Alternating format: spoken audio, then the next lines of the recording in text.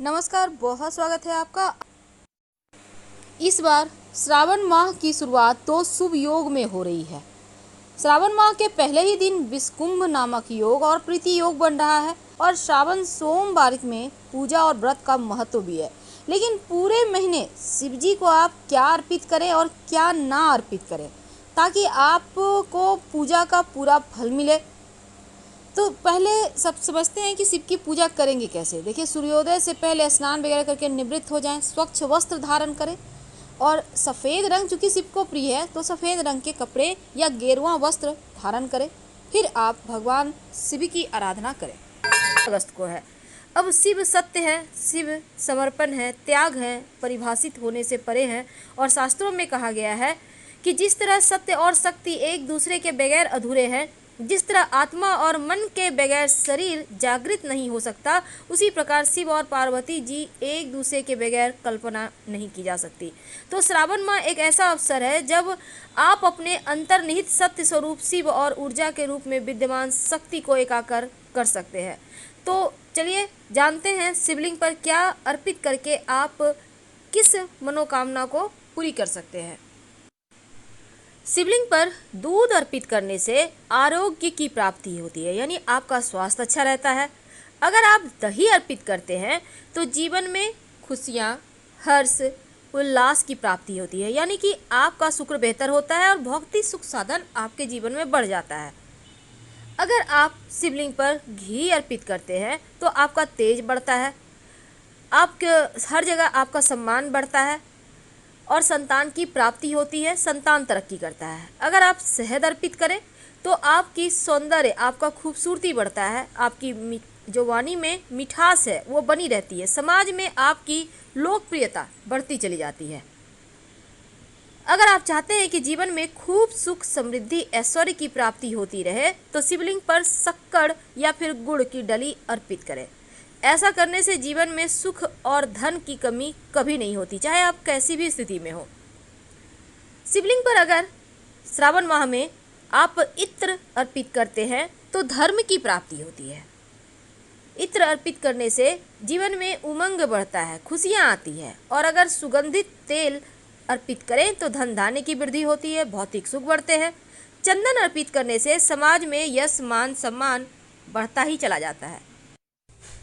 वैसे तो भगवान शिव की पूजा में सबसे ज़्यादा भांग, धतूरा, दूध, चंदन और भस्म अर्पित करने का विधान है। भगवान शिव को बैरागी भी कहा जाता है और शिवलिंग में आम जीवन में जो इस्तेमाल चीज़ें होती है ना, उसको नहीं चढ़ाया जाता। तो चलिए हम जानते हैं वो कौन सी चीज़ें हैं जो बिल्कुल भी इस्तेमाल नहीं करना है। शंख से भूल कर भी शिव जी को जल मत अर्पित कीजिए।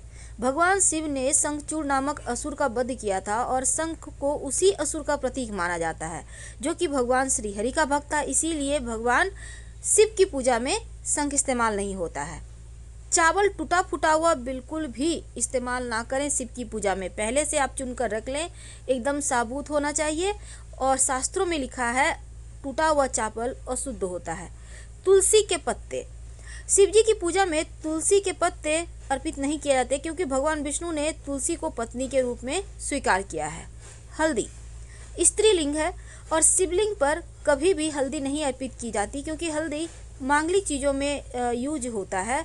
सिंदूर को भी कुमकुम सिंदूर जो सौभाग्य का प्रतीक है और शिव जी बैरागी हैं, इसीलिए शिव जी को कुमकुम अर्पित नहीं किए जाते। नारियल का पानी, देखिए नारियल तो आप चढ़ा सकते हैं लेकिन फोड़कर पानी अर्पित नहीं करना है। और ना ही अगर आप व्रत रखते हैं तो आप जो शिवलिंग पर चीज़ें चढ़ाई हैं उसको तो नहीं खाना है। और अगर राहु केतु परेशान करे तो शिवलिंग पर आप 2 लौंग अर्पित करें। ऐसा करने से राहु केतु की समस्या से मुक्ति मिल जाती है। बाद में इस लौंग को उठाकर अगर आप घर में पूजा करते हैं तो पास के किसी मंदिर में रखें या फिर कहीं मिट्टी में दबा दें। शिवलिंग पर अगर आप चंदन अर्पित करें तो समाज में यश, मान, सम्मान बढ़ता ही चला जाता है। चंदन अर्पित करने से मस्तक ठंडा रहता है, आपका चंद्रमा बेहतर होता है। और अगर आप शिवलिंग पर भांग अर्पित करते हैं तो समस्त पापों का नाश होता है। भांग के पत्ते भी अर्पित किए जाते हैं शिवलिंग पर, बुराइयां समाप्त होती है। अगर आप आंवला अर्पित करें या आंवले का रस अर्पित करें तो जीवन में खुशियाँ आती है, आप दीर्घायु होते हैं। अगर केसर अर्पित किया जाए तो दाम्पत्य जीवन सुखमय रहता है, विवाह में आने वाली अड़चनें समाप्त होती है और मनचाहा जीवन साथी प्राप्त होता है। गन्ने का रस अर्पित करने से शिवलिंग पर आपके जीवन में मिठास बढ़ती है, सुखों की प्राप्ति होती है और परिवार के सदस्यों के मध्य प्रेम भी बना रहता है। गेहूं चढ़ाने से वंश वृद्धि होती है और योग्य संतान की प्राप्ति होती है। एक मुट्ठी गेहूं अर्पित किया जा सकता है। शिवलिंग पर अगर आप चावल अर्पित करते हैं, एक भी दाना अर्पित कर दें तो जीवन में धन सुख समृद्धि की कमी कभी नहीं होगी। अगर काला तिल अर्पित करें तो समस्त पापों का, बीमारियों का नाश होता है। शिवलिंग पर अगर आप बेलपत्र अर्पित करें, जो कि शिव जी को सबसे प्रिय है, तो सभी संकट दूर होते हैं। बेलपत्र 5 जगह अर्पित किए जाते हैं, गणेश जी को, शिव जी को, जलाधारी पर और नंदी महाराज को और शिव जी के माथे पर। अगर आप समी के पत्ते अर्पित करते हैं तो जीवन में बस ये समझ लें कि स्वर्ण दान के इतना पुण्य मिलता है और किसी चीज़ की कभी कमी रहती ही नहीं। इसीलिए जहाँ तक संभव हो आप जो समी का पुष्प होता है ना, 11 समी के पुष्प अगर शिवलिंग पर आप, जैसे कि 4 सोमवार है, किसी भी सोमवार के दिन चढ़ा देते हैं तो उसके लिए आपको बस समी के पौधे तक ही जाना है। हालांकि ये मार्केट में खरीद के नहीं मिलता, आपको किसी पौधे को देख कर रखना है और वहीं से तोड़कर अर्पित करना है। समी का पुष्प अर्पित करने से शिव जी अति प्रसन्न होते हैं। वैसे पत्ते से भी आप काम चला सकते हैं। और जौ अर्पित करने से तो सांसारिक सुखों की प्राप्ति होती है। जौ अर्पित करने से दुर्वा घास अर्पित करने से दीर्घायु होते हैं, आपका जो स्वास्थ्य है वो बढ़िया रहता है और आपका जो निगेटिव पक्ष है यानी कि नकारात्मक चीज़ें हैं वो भी समाप्त हो जाती है। वैसे तो अगर आप 1 लोटा जल में थोड़ा सा कुसा घास डालकर शिवलिंग पर अर्पित करें तो पितृ दोष समाप्त हो जाता है, पितृ लोग संतुष्ट होते हैं और आप पर कृपा बरसाते हैं। कमल का पुष्प अर्पित करने से जीवन में धन, मान, सम्मान, ऐश्वर्य सब कुछ बढ़ता है, क्योंकि कमल का पुष्प श्री हरि को भी पसंद है और शिव जी को भी, तो सुख शांति समृद्धि बढ़ती है। हरसिंगार का पुष्प भी अर्पित करने से आपका शुक्र बेहतर होता है, क्योंकि यह सुगंधित पुष्प है और ऐश्वर्य बढ़ता है। अगर आप चमेली के पुष्प अर्पित करते हैं तो जीवन में सुख समृद्धि दोनों ही बढ़ता चला जाता है। तो शिव जी पर अगर आप उनके सबसे पसंदीदा धतूरे का पुष्प या धतूरे का फल अर्पित करें तो सुयोग्य संतान प्राप्त होता है, जो कुल का नाम रोशन करता है। तो आपको भी अगर धतूरे का पुष्प या फिर फल मिल जाए तो शिव जी को जरूर अर्पित करें। अर्पित करने से मनचाहे संतान की प्राप्ति भी होती है। आंकड़े का पुष्प से अगर उनका श्रृंगार करें तो जीवन के सभी सुख मिलते हैं, पितरों को मोक्ष की प्राप्ति होती है। सफ़ेद या बैगनी जो भी आंकड़ा मिल जाए उसी से शिव जी को मनाइए। अलसी का पुष्प अगर शिव जी की पूजा करें तो सभी देवताओं का आप प्रिय हो जाते हैं, यानी सभी देवी देवताओं का आशीर्वाद आपको मिलता रहता है। अगर आप अपराजिता का पुष्प अर्पित करते हैं तो शत्रु विरोधी शांत रहते हैं। और इसके साथ ही अगर आप बेले के पुष्प से उन्हें पूजते हैं तो मनचाहा सुंदर जीवन साथी मिलता है। कनेर के पुष्प अर्पित करने से जीवन में खुशियाँ आती है और शत्रु विरोधी शांत रहते हैं। मोर पंख अर्पित करने से जो श्री कृष्ण के माथे पर विराजते हैं, तो अगर शिव जी को अर्पित किया जाए तो शत्रु विरोधी भी शांत रहते हैं और आपका सुख बढ़ता है। केला अर्पित किया जाए तो संतान का सुख मिलता है। तो शिव जी को अक्सर ही आप जल और बिलपत्र अर्पित करते हैं, लेकिन कुछ ऐसी वस्तुएं जो अर्पित नहीं करना चाहिए, जैसे कि सिंदूर।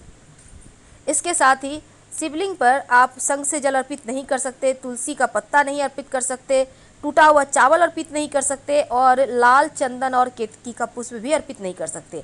नारियल तो अर्पित कर सकते हैं, पर नारियल फोड़कर जल ना चढ़ाएं। इलायची अर्पित करने से सुख बढ़ता है, शुक्र मजबूत होता है।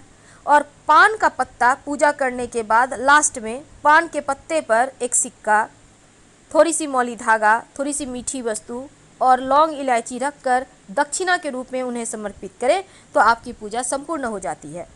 लाल गुड़हल का पुष्प अर्पित करने से शत्रु विरोधी शांत रहते हैं।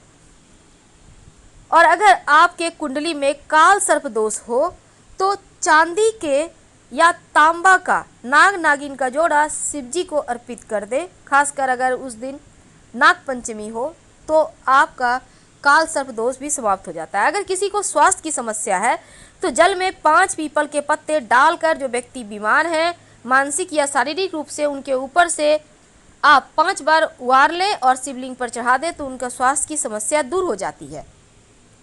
अगर हरा मूंग अर्पित करते हैं शिवलिंग पर, आपका बुद्ध की समस्या समाप्त होती है, आपकी वाणी का तेज बढ़ता है, आपका बुद्ध बेहतर होता है और हर तरफ आपकी पूछ होती है।